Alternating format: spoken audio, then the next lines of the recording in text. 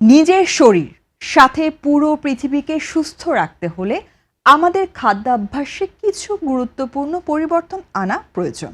বিজ্ঞানীরা দীর্ঘ গবেষণার পর এমন একটি খাদ্যাভ্যাস তৈরি করেছেন যা আগামী দশকগুলোতে বিশ্বের ১০০ কোটিরও বেশি মানুষের খাদ্যের জোগান নিশ্চিত করতে সাহায্য করবে। এই খাদ্যাভ্যাসের নাম প্ল্যানেটারি হেলথ ডায়েট, অর্থাৎ পৃথিবীর সুরক্ষায় স্বাস্থ্যকর খাদ্যাভ্যাস। এই ডায়েটের মূল উদ্দেশ্য কি? এই ডায়েটের লক্ষ্য হলো মাংস এবং দুগ্ধজাত খাবারের পরিমাণ কমানো, তবে পুরোপুরি বাদ না দিয়ে।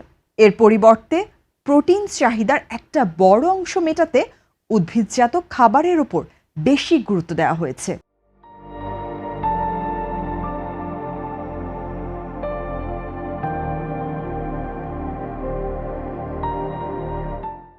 যেমন বাদাম, ডাল, বীজ, ফল ও শাকসবজি। তবে খাদ্যাভ্যাসে পরিবর্তন মানে যে স্বাদ খারাপ হবে এমনটি নয়। হার্ভার্ড বিশ্ববিদ্যালয়ের অধ্যাপক ওয়াল্টার উইলেট বলেন, খাবারের প্রচুর বৈচিত্র্য রয়েছে। আপনি হাজারো উপায়ে একটার সঙ্গে আরেকটা মিশিয়ে খাবারগুলো উপভোগ করতে পারবেন।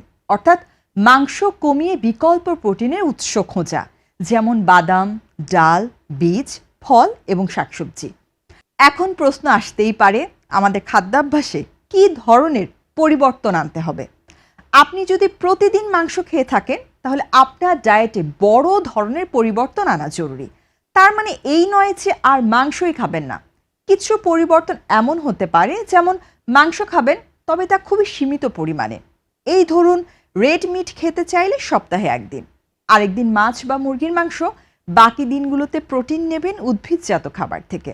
গবেষকদের পরামর্শ, যেসব পুষ্টিকর খাবার আমরা এড়িয়ে যাই সেগুলোর প্রতি আগ্রহ বাড়ানো উচিত, যেমন ফল, সবজি, বাদামি রুটি, যেগুলোতে প্রচুর আঁশ রয়েছে।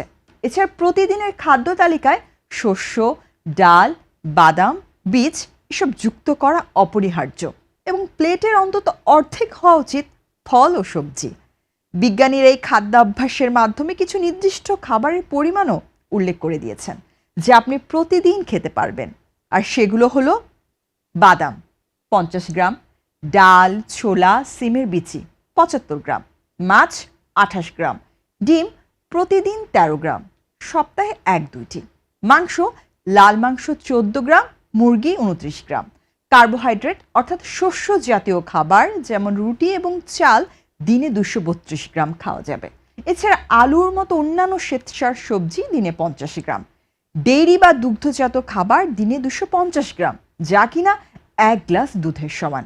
শাকসবজি দিনে 300 গ্রাম এবং ফল 200 গ্রাম। চিনি 31 গ্রাম, তেল 50 গ্রাম, জলপাই তেল বা অলিভ অয়েল। মাংস কমিয়ে এই খাবারগুলোই হতে পারে স্বাস্থ্যকর বিকল্প। এখন প্রশ্ন আসে, এগুলোর স্বাদ কি খারাপ হবে? বিশেষজ্ঞরা বলছেন, এই ডায়েটে কাউকে স্বাদ থেকে বঞ্চিত করা হয়নি। আমরা এমন খাবারের তালিকা তৈরি করেছি যা সহজে খাওয়া যায় এবং উপভোগ্য। এখানেই শেষ নয়, এই খাদ্যাভ্যাসের মাধ্যমে আমরা পৃথিবীকে রক্ষা করতে পারি। বিজ্ঞানীদের মতে এই ডায়েটের ফলে গ্রিন হাউস গ্যাসের নির্গমন কমানো, পানির ব্যবহার হ্রাস করা এবং কৃষি জমি সুরক্ষিত রাখা সম্ভব হবে। কেন এই খাদ্যাভ্যাস প্রয়োজন? এটি শুধুমাত্র একটি খাদ্যাভ্যাস পরিবর্তন নয়, এটি একটি বৈশ্বিক আন্দোলন। 37 জন বিজ্ঞানী টানা 2 বছর গবেষণা করে এই নতুন খাদ্যাভ্যাসের পরিকল্পনা তৈরি করেছেন। তাদের লক্ষ্য হলো সরকার এবং আন্তর্জাতিক সংস্থাগুলোর কাছে এই গবেষণার ফলাফল পৌঁছানো, যাতে পৃথিবী জুড়ে খাদ্যাভ্যাসের পরিবর্তন আনা যায়। কারণ বিশ্বের জনসংখ্যা 2050 সালের মধ্যে 1000 কোটিতে পৌঁছাতে পারে। এই বিশাল জনগোষ্ঠীর খাদ্য জোগাতে পরিবেশকে ধ্বংস করলে ভবিষ্যৎ বিপদে পড়বে। এই বাড়তি জনগোষ্ঠীর খাবারের জোগান নিশ্চিত করতে তারা এই গবেষণাটি করেন। এই খাদ্যাভ্যাসের পরিবর্তন কি জীবন বাঁচাবে? গবেষকরা বলছেন, শুধুমাত্র খাদ্যাভ্যাস পরিবর্তনের মাধ্যমে প্রতি বছর 1,10,00,000 মানুষের মৃত্যু কমানো সম্ভব। হার্ট অ্যাটাক, স্ট্রোক ও ক্যান্সারের মতো মারাত্মক রোগ এভাবেই প্রতিরোধ করা সম্ভব। এই ডায়েটকে পৃথিবীকে রক্ষায় সাহায্য করবে। গবেষকদের লক্ষ্য হলো সামনের দশকগুলোয় বিশ্বের বাড়তি জনসংখ্যার সবার খাদ্যের জোগান নিশ্চিত করা, আর সেটা পরিবেশের ক্ষতি না করে। এই খাদ্যাভ্যাস কিভাবে বিশ্বকে সাহায্য করবে গ্রিনহাউস গ্যাস কমাতে, বিলুপ্তপ্রায় প্রজাতিকে রক্ষা করতে, নতুন কৃষিজমি তৈরি না করেই উৎপাদন বাড়াতে, প্রচুর পরিমাণে পানি সংরক্ষণ করতে।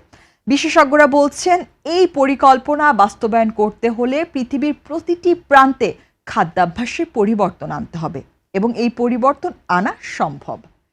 আমাদের হাতেই রয়েছে পৃথিবীকে সুস্থ রাখার ক্ষমতা। আমাদের উচিত মাংসের পরিমাণ কমানো, উদ্ভিদজাত খাবারের উপর জোর দেওয়া এবং সব কিছু মিলে আমাদের এই পৃথিবীকে সুস্থ রাখা।